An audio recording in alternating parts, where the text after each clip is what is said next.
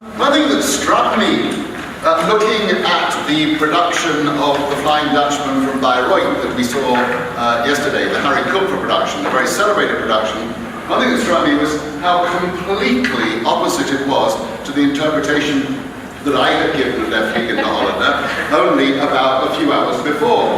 I will sort of say right away that this doesn't worry me in the slightest, because it actually reminded me of what of the significance of The Flying Dutchman, because it seems to me that one of the defining features of a great work of art is that it can be interpreted from many different points of view.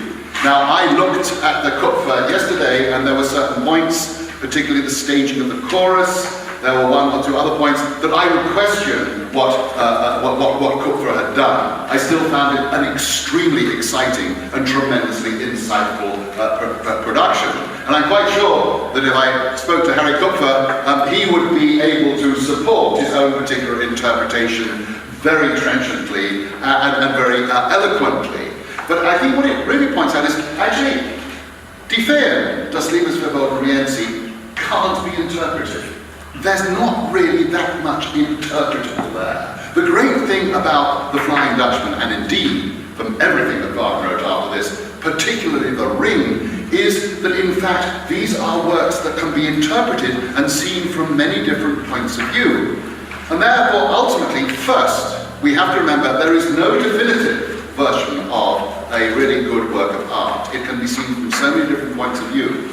But the other thing that I think is tremendously important, and it's something that I have become particularly aware of in actually only the last few months, when I've seen sort of the rather strange reaction that has happened to the rather unorthodox Ring in Los Angeles, is people get terribly upset and will turn away and take absolutely, sort of completely ignore what doesn't in fact sort of fit into their particular conception of what a work of art is.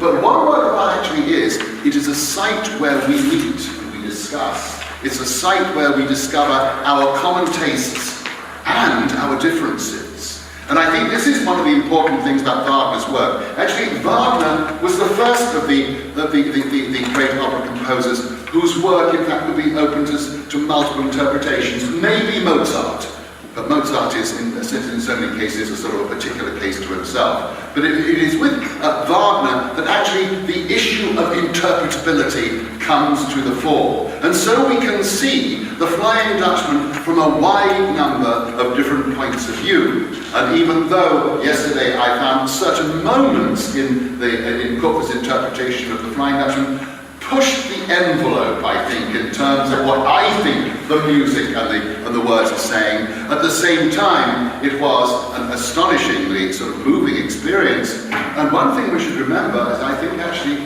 is one of the most compelling representations of a mind driven mad, either by its own, by internal forces, or by the society outside of it. One of the most compelling dramatizations of that I have ever seen. And that alone, actually, is a tremendous argument in favor of Kupfer's production, and demonstrates, I think, the quality and the importance of The Flying Dutchman as a work of art that is open to a wide range of interpretations. Now, having said that, Wagner, of course, has very frequently been sort of somebody who, an opera composer, who people say should only be done in a certain way. To a certain extent, this was because he absolutely sort of said, this is the way my opera should be done. We do have records of the way in which he actually directed many of the operas. He was much more interested, by the way, in directing them on the stage than in conducting them. But actually, we should not take these as being, as it were, Holy Writ. It was Cosima who turned Wagner's sort of comments into Holy Writ after he died, as part of sort of, making a major sort of cult figure and giving a canonical status to at least 10 of his operas. But I think we need to realize that the history of Wagnerian performance is something that is very fluid. It changes. Another great thing about classics is as we go through the ages, we can see how each age discovers its own concerns and its own interests in the work. I think actually the definition of a classic is not a work that has one unchanging meaning. Instead, it is a work whose meaning changes for each generation. And this we can see in the production of all of Wagner's great operas. Now, to begin, I'd just like to recall Wagner's retrospective comment on the Dutchman. I quoted it yesterday, but I wanted to sort of bring it to the fore once again, and this time I'll read it from the essay in the ENO Flying Dutchman. And Wagner, several years after he had written The Flying Dutchman, sat down and wrote instructions as to how it should be staged, and in particular, how the characters should be represented. I'll just sort of recall that extract that I quoted yesterday. The essay begins, first of all, I must remind both the conductor and the producer of what I stressed so strongly with regard to the production of Tannhäuser, namely the closest unity between what happens in the orchestra and what happens on stage. The ships and the sea especially demand an enormous amount of attention from the producer.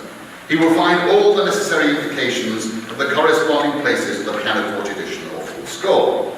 The first scene has to evoke the mood of the opera in such a way that it becomes possible for the audience to grasp the concept of the mysterious figure of the Flying Dutchman themselves.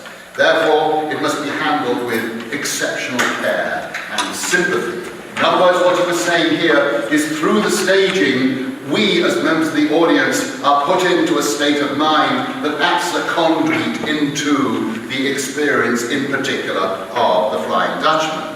Now this is a tremendously important statement. It's a very important statement historically, because what Wagner really had in mind here was that this correspondence between what happened on the stage and what happened in the orchestra very rarely occurred in his time.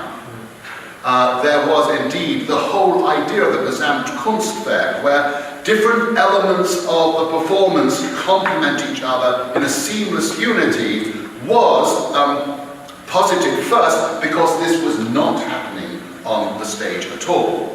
Indeed, operas, unless they were first productions, tended to sort of be flung up with scenery being used from all over the place, with no concept of a unified scenic whole. Something that, when we go to the theatre today, whatever theatre we go to, we automatically assume that there is that unified scenic whole. But in Wagner's day, this was not something that was understood by people at all. So what Wagner shows is an awareness that scenery is not just decoration to the action, or even just the provision of a material environment in which the action takes place. Scenery tells us what is happening inside the minds of certain characters, indeed, sometimes inside the minds of several characters. So we have to realize that scenery in the theatre is not literal reality, but metaphorical. When we say, oh gosh, the scenery looked realistic, we're not praising it, we're describing it. We're saying it is a realistically styled stage, but if we saw a stage which had absolutely nothing of realism in it at all, with sort of vast abstractions or strange hysterical expressionist shapes, we wouldn't say, oh, that's bad scenery because it's not realistic. We'd say we might say it's good scenery, it's good expressionist scenery, we might say it's bad expressionist scenery, but the important thing is that theatre is an artificial medium, and therefore whatever we put on the stage is in many ways metaphorical rather than literal. Now, Wagner did not work out a complete theory of stage design in his lifetime, and there was one very good reason for this.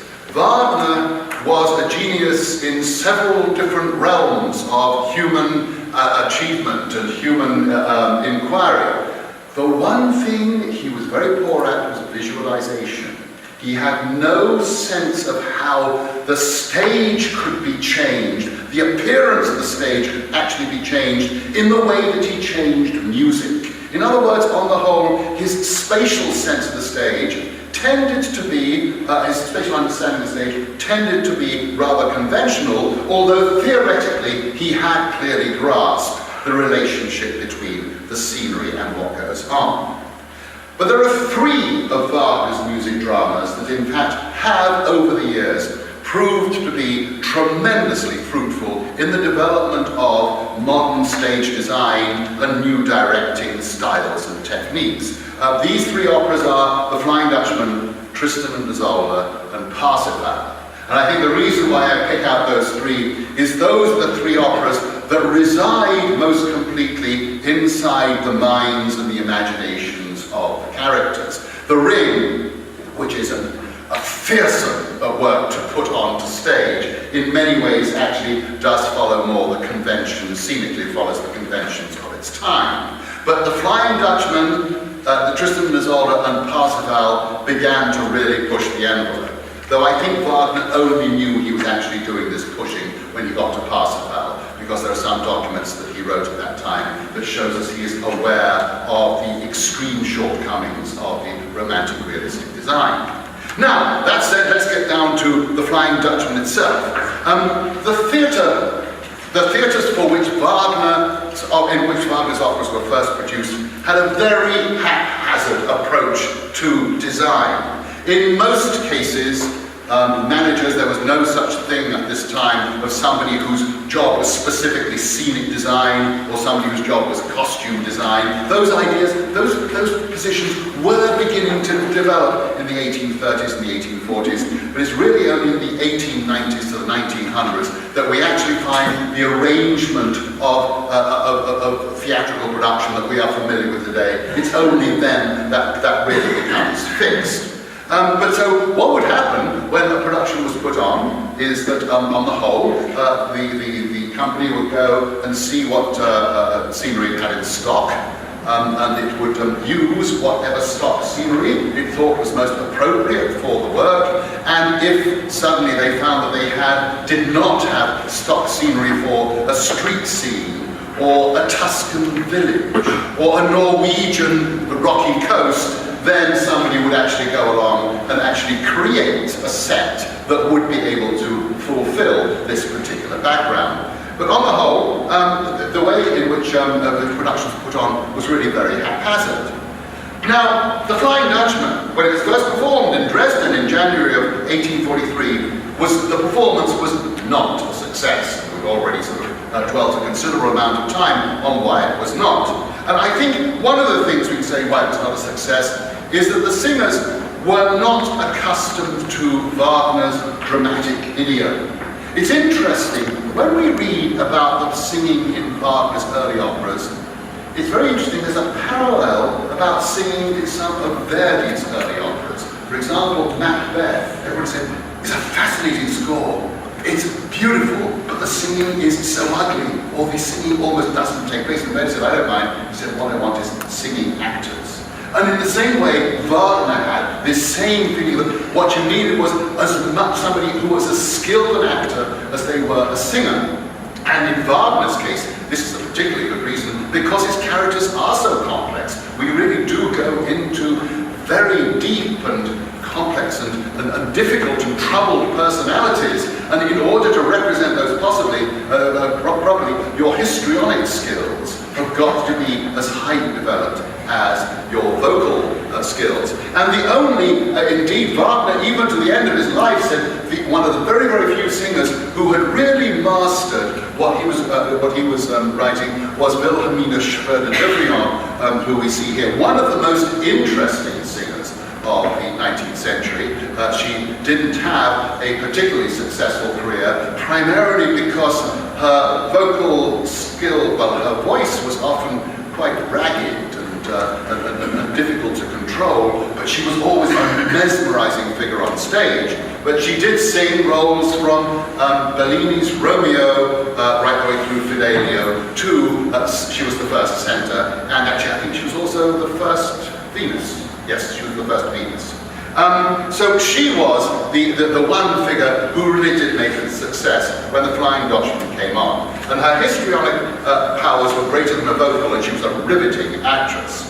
But as far as we can tell, the stage sets for the Dresden production were in fact pretty unremarkable. They were cobbled together from other productions. Here we actually do have a scene of the final scene from the first production, and we can see here the characteristic style of the time, romantic realism, a style that predominated in the European theatre from about sort of the 1820s, 1830s, right the way through to the 1890s and 1900. That was most characteristic style of design at this time. But to give you some idea of how the Dutchman was done elsewhere, I would assume that actually this set was particularly designed for the production. Seeing that everybody had high hopes of the Flying Dutchman, and therefore the management would have felt it was worthwhile investing in it. But the Flying Dutchman was actually done a couple of years later in Berlin in 1845, and we find out from records that it employed sets from Weber's Oberon, Rossini's William Tell, and Goethe's Faust. So this is a very clear example of a production just cobbled together from other productions, so there was no sense of a scenic unity. Now, the few productions that occurred of the Flying Dutchman in sort of the 1840s and perhaps the 1850s did not in fact make a particularly strong impact upon the theatre, primarily because at that time Tannhäuser and Lohengrin were in circulation, and Wagner was beginning to develop his reputation as a composer of music drama. Not that anybody had heard of music drama, at least not in the 50s and the early 60s. But anyway, the first sort of significant sort of move ahead as far as the Flying Dutchman came 23 years after the first performance, when it was staged in Munich in 1866 by Wagner himself. Wagner, as I'm sure you are all aware, was saved from bankruptcy, and indeed probably saved from sort of a considerable prison sentence for his bankruptcy, by the patronage, the sudden patronage of Ludwig II. One of the things that Ludwig II did was he made the Munich Opera House facilities available for Wagner for doing model productions. And it is in Munich that in fact Wagner staged all of the production, all of the operas that he had done up until that time. And of course this run also included the first performance of Tristan and Isolde and the first performance of Die Meistersinger von Nürnberg. Here we have the set of Dahlen's house from Munich in 1866, designed by one of the Collier brothers, but it was actually directed by Wagner himself. We can see this is clearly a house that is devoted perhaps not quite so much to conveying the particular state of mind of Center and the Dutchman to our minds. It is quite clearly very concerned about representing in considerable detail the house of a sort of a moderately wealthy member of the Norwegian community. It does, however, have a rather sort of Gothic quality to it, and I think that with a little bit of imagination one could be able to use that to provide access to Center's mind in particular. But we find here primarily, I think, a sort of a focus upon setting out the environment in detail. Here we have a maquette of Act 3 from Munich in 1866. Maquette is a small model of what the stage actually would have, the larger stage.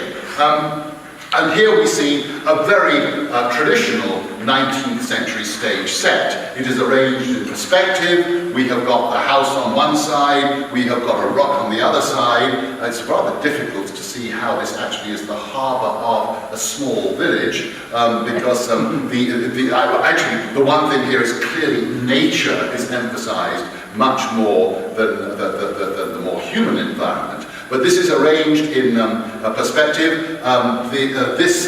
Here we have the Dutchman's ship with its sails. This would have been practicable, which means that you could actually get on it and it could move. And in fact, the ship would have moved into the centre of the ocean and would eventually have sunk. I noticed actually, during the reading last night, I noticed the interesting stage direction. Much of the stage is occupied by the sea. Well, it doesn't seem to have been the case in the productions we saw so far. There isn't sort of a sense of great boundless sort of ocean. This does tend to be a fairly enclosed world. But I've got one picture at the very end, which I think will give you an idea of what the Flying Dutchman could be if we focus on the sea. But we'll wait until we get to that. But anyway, this is Munich in 1866. And here we have Vienna in 1871. This is almost, I think, sort of standard issue Flying Dutchman scenery from sort of the first performance, 1843, through to the early 20th century. It really was only in the 20th century that the design approaches began to change. One other picture that I came across, which I quite like, is the first English production of the Lyceum Theatre in London in 1876. This must have been before Sir Henry Irving, with his famous troupe, took over the Lyceum Theatre, so it was at this time being used for opera performances. It actually is by the Carl Rosa Company. Do you remember the Carl Rosa Company? Just when I was getting to know opera, the Carl Rosa Company was still travelling around in Britain.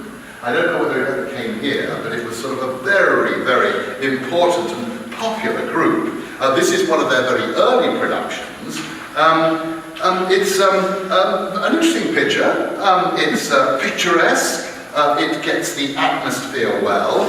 The problem is that in fact you have an extremely material and realistic depiction of the sort of the village community at the front, and then we have got this strange sort of rise of the Dutchman and centre up to heaven. There is quite clearly a very sort of a quasi-religious dimension to this. I sense that not only in our own time, but maybe even when this production was first put on, there were a number of sort of smirks and smiles among the audience, that in fact the sort of the rather realistic environment, and there's this extraordinary sort of transformation that takes place, probably in fact seemed to be out of kilter. The objects on the stage should actually not be entirely themselves. The objects should actually suggest a world beyond all the life of the inner characters, and they tend not to do this. Now, it is in the early 20th century, or actually in the late 19th century more specifically, that things began to change, first and foremost in the design of Wagner's operas, but later, of course, in the design of all opera, indeed of all theatrical performance. But the revolution, particularly in the case of Wagner, was first initiated by this gentleman here, Adolf Appia, whose dates are 1862 to 1938. And Adolf Appia is probably the single most influential designer in the history of modern stage design. He is still taught regularly in design classes. He is still seen as being in some ways the figure who first conceived of a theatre that was very different from the romantic realistic theatre that was being practiced in the 19th century, and a theatre in particular that would allow us to focus upon what goes on inside the minds of the character. A theatre, and this is very important, that in fact does not just expect the audience to sit passively looking at what is happening on the stage, but expects the audience to participate imaginatively and interpret what is taking place on the stage. Now, Adolf Appia, actually, his complete career was really started by the fact that he went to see the performance of Parsifal in Bayreuth, a performance that he anticipated with tremendous excitement. This was after Wagner had died. And he was profoundly disappointed by what he saw. He felt that the supreme quality of the music was absolutely contradicted by very prosaic sets, by a flower garden that had nothing but awful gaudy flowers around, a temple that was almost a reconstruction brick by brick of the cathedral in Siena, which we do know was an inspiration for Wagner when he wrote Parsifal. But he found that the literalness of the sets contradicted the music. The music imagines, invites us to imagine worlds that are beyond the world in which we live. But the theatre was constantly saying, no, you've got to continue to think about the material world in which you live.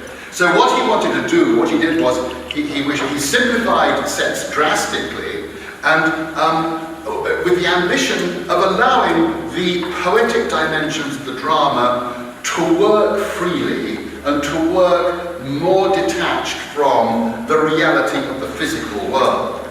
The metaphorical was emphasized over the realistic. Now, Appia did not do any designs for the Flying Dutchman.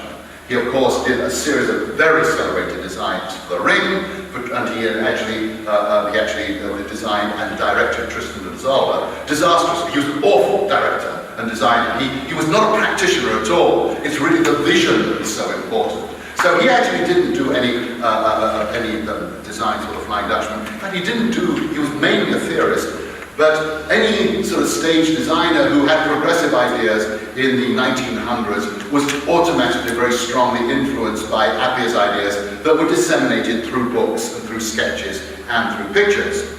Now, as I say, many were influenced by him, and perhaps one of the most significant and distinguished designer directors who was Alfred Roller, who was the stage designer and director of the Vienna Court Opera when Mahler was in the pit, and indeed Roller stayed on after Mahler left, and eventually went on later to design for Max Reinhardt and other very important German directors. But he did do a Flying Dutchman for Vienna in 1913, and here we can see clearly a much more pared down set. Quite clearly, we can see the ships are being represented. This is an environment that tells us that this is a nautical area, but there's no attempt to try to describe stone by stone, rock by rock, the fjord area. Instead, that is all suggested by an open cyclorama at the back. Roller, who also, by the way, did some very successful designs for Tristan and Isolde, really, in fact, was one of the first real practicing designers who took Appia's ideas and made them practical, and who really focused on large open spaces so that the audience could imagine what was taking place in those spaces, or imagine what was taking place in the minds of the characters, rather than being focused upon literal details of background. So this is actually Act 1 of the production. Here, in the foreground, stage left, this is stage left, the actor's point of view, we have got the spars of Darlan's boat, and there in the background, this looming hulk of the Dutchman's boat, and there's no, as I say, no attempt to literally represent the scene, but the idea of the threatening quality of the Dutchman is very well caught in this set. And we have from accounts of this production that in fact it was much more closer, the whole action was much more closer to the atmosphere of a dream than it was to that of everyday reality. Now the next important phase, symbolism. The symbolism of Adolf Appia is in many ways the first important phase in the changing of scenic design from romantic realism to something else. The next important element, particularly as far as Germany is concerned, well, there is expressionism, but I'll deal with expressionism a little bit later because that's such a massive movement, it's as big as romanticism in a way. But as far as the Flying Dutchman is concerned, the next important movement is the Neue Sachlichkeit, or new objectivity, that was characteristic of performance and of art in Germany, particularly in the late 1920s and the early 1930s. This movement was in many ways an offshoot of Expressionism, and the purpose of Neue Sachlichkeit was to deprive art of its aura of mystery and to emphasize its links to the everyday. In other words, in many ways it went in the opposite direction of Appia. Appia went more towards the mystical, more towards the mysterious, more towards us imagining for ourselves what's happening on the stage. Neue Sachlichkeit went in the opposite direction and quite clearly actually anticipated a lot of movements such as Bertolt Brecht's epic theatre. But anyway, the importance was to emphasize the links to everyday and take any mystery out of performance. This has always been a very strong tendency of avant-garde artists in Germany, all of whom want to remove ceremony, remove mystery, remove uncertainty from performance. But the most famous stage production in the whole Neue Sachlichkeit movement was the production of the Flying Dutchman, not Flying Opera, the Flying Dutchman at the Kroll Oper in Berlin in 1929, directed by the great German director Jürgen Fehling and conducted by the young Otto Klemperer. In fact, Klemperer made his name to a certain extent by being associated with this production. This, as we can see here, actually bears quite a bit of similarity to Cubism. It certainly doesn't sort of seem to us to sort of... when I say Neue Sachlichkeit, this does not necessarily mean new realism. It means new objectivity. And so we can see here the sort of the very blockish sort of presentation of the set. There's nothing at all mysterious about it. At the same time, it is actually aesthetically quite pleasing. Here we just actually have one ship, the ship of the Dutchman, and here we have the dock that is sort of indicated in very, very sort of straight and severe lines. We can still actually see a lot of modernist architecture today that quite clearly reflects in some ways what we see here. But there was no magical atmosphere. The ships did not move. In fact, I have not seen the documents, but in fact, I have been told that in fact sort of the light changed, and so the ship changed from being the Dahlens ship to the Dutchman's ship. There was a harbour, not a rocky shore, in which this took place. The production emphasized the common life of the people. There was no Norwegian folklore. In particular, Center looked like a woman from the paintings of Kertha Kollwitz. In fact, there was a very strong urban quality to this. And when, of course, we think of the history of Berlin in 1919, in fact, of that whole interwar period, and we think actually of the culture of Europe, it tended to become very strongly urbanized. It was indeed, in many ways, highly anti-romantic. And this Neue Sachlichkeit reflects very clearly the sort of the concern of people with sort of trying to reduce mystery from life, trying to create a greater objectivity and a greater honesty in work. The production stunned audiences, but what they did find was, and we get this both from audience accounts and from critical accounts, is they felt themselves much closer to the action of the Flying Dutchman than they ever had before. In other words, even though mystery was removed, people were actually very closely involved with what happened. There were one or two other productions in the Neue Sachlichkeit style at the Kroll Opera, but this line of operatic production was soon cut off by increasing conservatism in the Berlin audience. And of course, eventually, the Nazis came to power in 1933, and the Nazis would not in any way tolerate the sort of artistic experimentation that one sees here in Neue Sachlichkeit. Now, the third sort of big change in Wagnerian production in the sort of as we move away from romantic realism, is what we might call the new symbolism. And here, of course, Wieland Wagner is the crucial figure. Wieland Wagner, the grandson of Richard, returned to Bayreuth in the early 1950s, the very early 1950s actually, and his return was heralded by a wholesale adaptation of Appia-esque principles in stage design. Appia, when he was a young man, went to Bayreuth, offers his services to Cosima Wagner, who indignantly rejected him and said, in no way could you be allowed to work on Ricard's works because your ideas are completely antithetical to his. Which, by the way, is a very, very questionable statement, because Wagner did show toward the end of his life the kernel of ideas that, in fact, would be developed by Appia.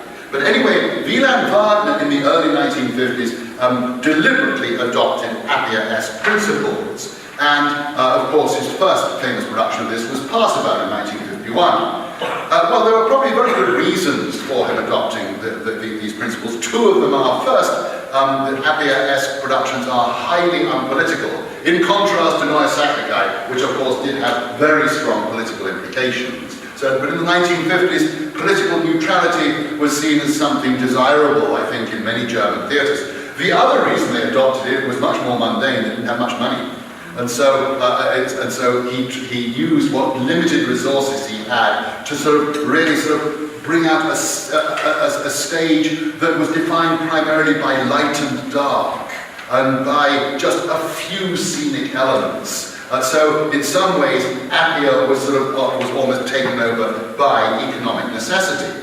But in the course of a few years, of course, Wieland Wagner adopted the complete Wagnerian repertoire. He reformulated the Wagnerian repertoire to fit his symbolist agenda, in which, in particular, the setting became explicitly reflective of the inner life of the characters. That when one looked out onto Wieland's empty stage, if you wanted to give body to the drama, it had to come from here. And the great thing about Wieland Wagner, I never saw one of his productions, but from what I can tell from people who did, was he had an incredible sense of beauty. And he could really, with the most minimal resources, really fasten the audience's attention on the stage, so the audience willingly went in there to fill the emptiness of the stage with their own imagination.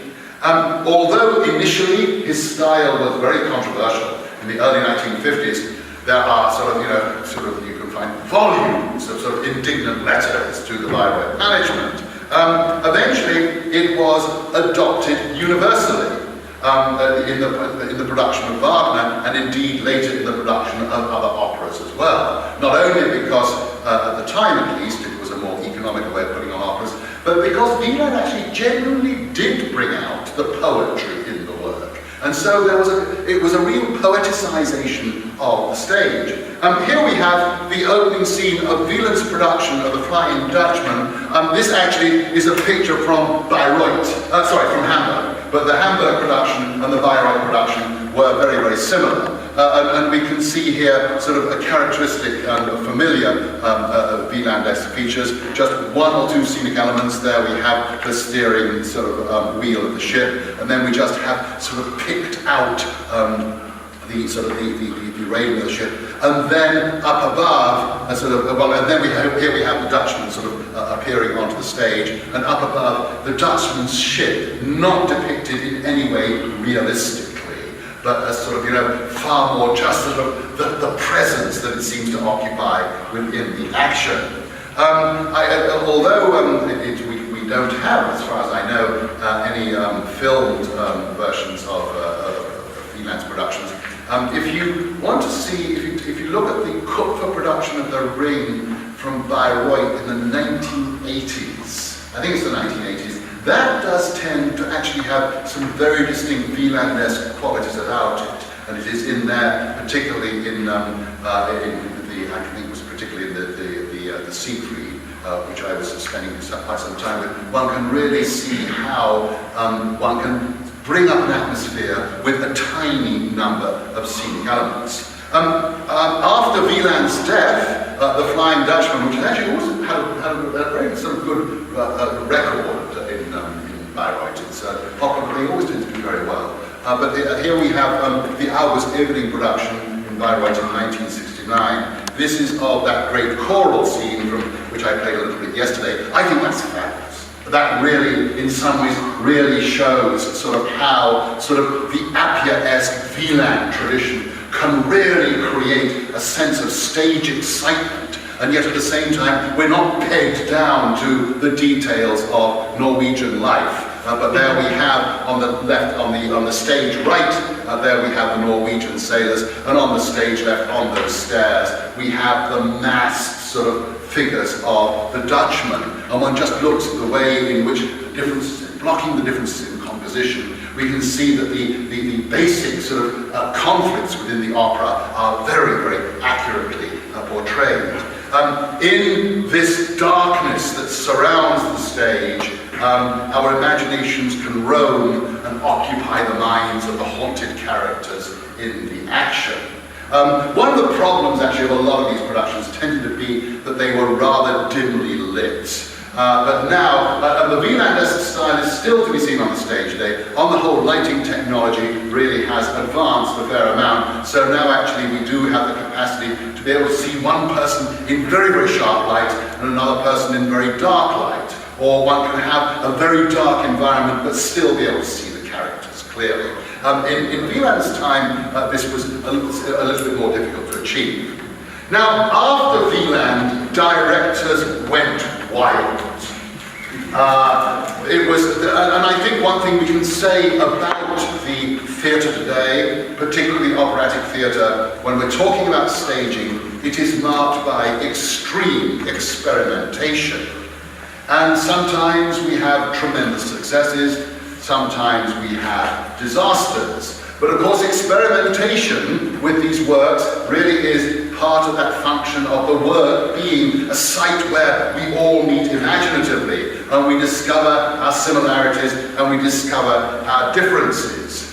Experimentation seems to me to be a very important element in that theatre. And by the way, this is particularly important because even though today we're talking about we see the phenomenon of opera houses and opera companies closing down, even today, opera is much more widely performed than it used to be.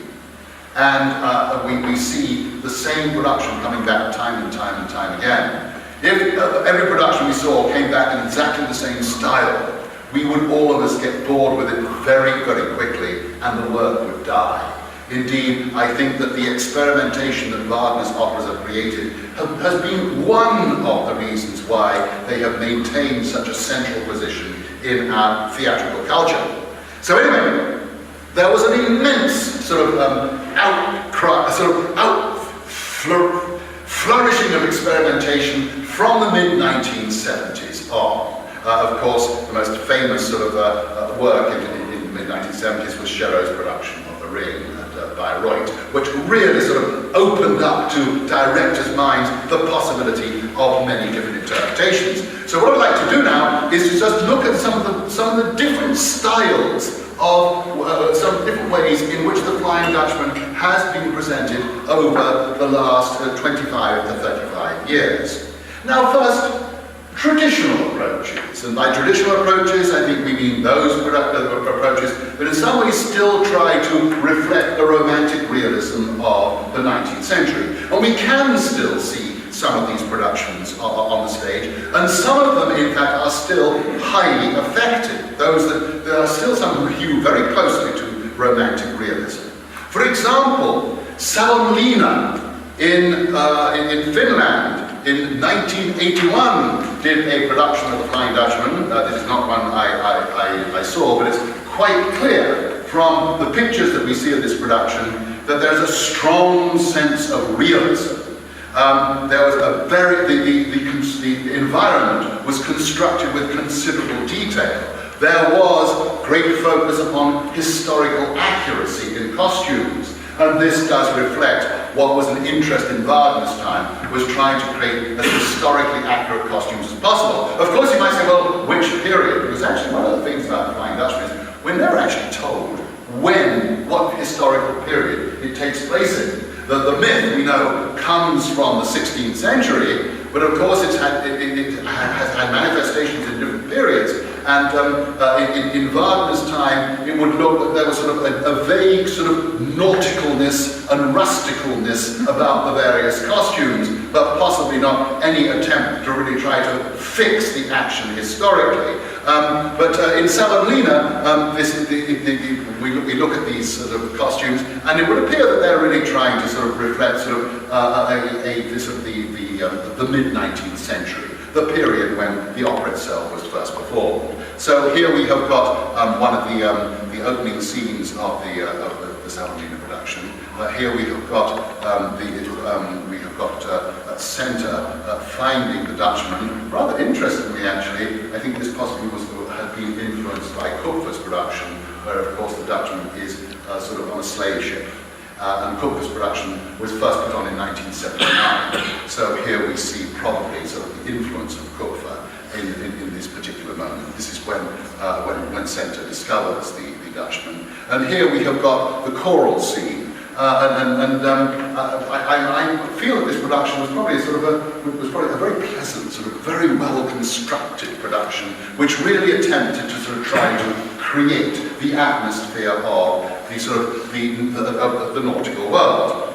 Although Wolfgang Wagner, who sadly is no longer with us, is associated with the symbolist innovations of his brother Wieland, on the whole, he was in temperament much closer to the theatre of Bertolt Brecht, to the epic theatre, a theatre that was, in its ways, devoted to trying to depict on the stage the actualities of everyday life, though in a highly stylized and self-consciously theatrical way. It was so Brecht's theatre required a distinct sense of actuality, an emphasis on the material quality of the stage and its designs. Here we have a production by Wieland of The Flying Dutchman, from Wolfgang, I beg your pardon, from Dresden in 1988. This is the singing song, and we can see here clearly this is a peasant society. There's an attempt to sort of establish a real sense of authenticity, both in the costumes and in the sort of the wooden hut in which they are performing. Quite clearly, we don't have this is not a production that takes place among the higher levels of the bourgeoisie. It's much more of a peasant production. Symbolism is still actually fairly widely practiced, particularly in these days when theatrical companies are economically stressed, because symbolist approaches are very minimalist and therefore they can be relatively cheap to put on, in contrast to productions that have a more elaborate production apparatus. Just one very good example of symbolism from a director who one might not actually associate with symbolism, and this is Gerd Friedrich, whose production of The Flying Dutchman was staged at the Deutsches Oper in Berlin in 1997. Friedrich, it was actually at this time, was moving toward the end of his life, and he's clearly there tends to be sort of more of a symbolist dimension in his productions at this point. I rather like this one. This is a complete sort of, there's no attempt to create any realistic environment here. The focus is quite obviously on what is going on inside the young mind of that girl who is obsessing on this painting, and then the world around us, the world around her, certainly has a sort of a strong, mysterious quality, which one can actually, without too much difficulty, relate to her own particular crisis. There we have the sort of a moment, I believe in Act 2, though it could actually have been from an earlier moment in the play, because in the production he could have brought her on right away from the beginning. But here we have another scene from this one. I rather like that one. This actually, there's a sort of a touch of the industrial about it, but the loneliness of the Dutchman is superbly sort of presented there, as we see him coming from a vague lighted area that looks as if it's got fires, that is sort of, in some ways, it sort of highlights the rather sort of satanic sort of quality that the Dutchman embodies. In fact, I find that I found when reading the part yesterday, it's interesting how frequently Satan is mentioned. But Satan, although you feel, well, you have that moralistic response, Wagner doesn't necessarily want us to respond moralistically to that particular concept. But here we get, I think, a wonderful idea of the. I would assume, by the way, I get most of these from the Riga Wagner, the Werkstatt website in Germany, and they don't actually sort of give you where the particular or the moments of the action that these are taken from. That this is actually the opening of the whole work. And that the steersman himself is in that little sort of balcony that is sort of attached to the side of a gigantic ship. And of course, the industrialization of the Flying Dutchman has been a very constant theme. And I'll get to that in a moment. But we also find there's a very domestic dimension to the play. It has often, with the opera, it has often been interpreted as a sort of a domestic quality. Now recently, over several years, scholars and directors have often drawn strong parallels between the operas of Richard Wagner and the plays of Henrik Ibsen. A comparison that in fact still has to be fully explored, because Ibsen and Wagner were clearly the two greatest minds that dominated European theatre, some might even say European culture, in the 1880s and the 1890s. And so we will come back to see if we can find some ways in which sort of Ibsenesque domesticity can be introduced on the stage. And we've actually seen this in almost every single opera by Wagner has been Ibsenized, particularly The Ring, which is often now being seen as being sort of a domestic squabble in a dynastically oriented family. But anyway, Wagner's music dramas have actually often worked quite effectively in the domestic setting of Ibsenesque drama. The action often tends to emerge with a little bit more clarity. Now, one thing I haven't mentioned is expressionism. I said I should have brought expressionism in earlier on, because expressionism was a sort of a movement that transformed, in particular German, but then later the theatre of the United States, was by in fact sort of rejecting realism and just devoting itself totally to gaining access to the inner life of the characters, or to a very broad political melodrama that has none of that concern today. But expressionism, in fact, has always been an element in German theatre since the early 1920s. And it's here that the Kupfer production that we saw yesterday, I think, fits most appropriately. The Kupfer production has been widely sort of hailed as one of the finest Wagner productions in the last several decades. And I must admit, although I don't agree with it every single moment, I think it is brimming over with insight. And it is a proof that a familiar work can actually often reveal unfamiliar themes without too much twisting of the action.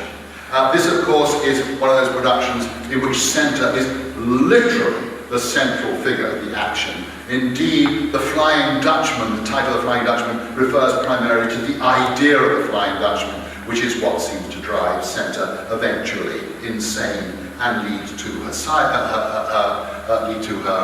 suicide.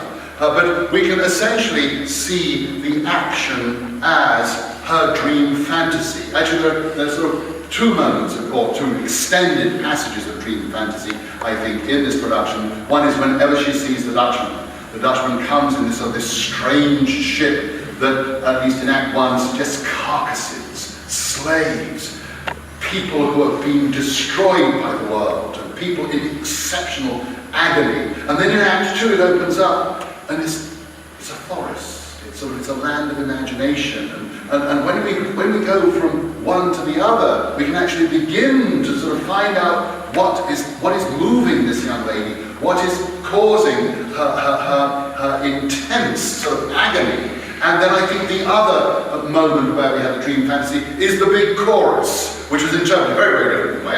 It was sort of much more these figures sort of in hideous masks were the sort of the world that was tormenting centre. And I think the real tremendous strength of this production, here we have the Dutchman himself, so when we first see him, reminding us, by the way, of that the Flying Dutchman myth originated to a certain extent in the slave ships. The idea that these ships that engaged in the slave trade were cursed and ultimately could never, in fact, come to rest. But I think the great thing about this production was not only did it give us the insight into the life of this poor tormented woman, but the humanity of it is overwhelming. The pity one feels for her is, I find, intensely powerful. And the last moment, by the way, which I forgot about, interpreted as somebody falling, Because remember, the last moment we actually see Senna's body on the stage, and then just the windows closing. And the sense that the whole of society has cut themselves off.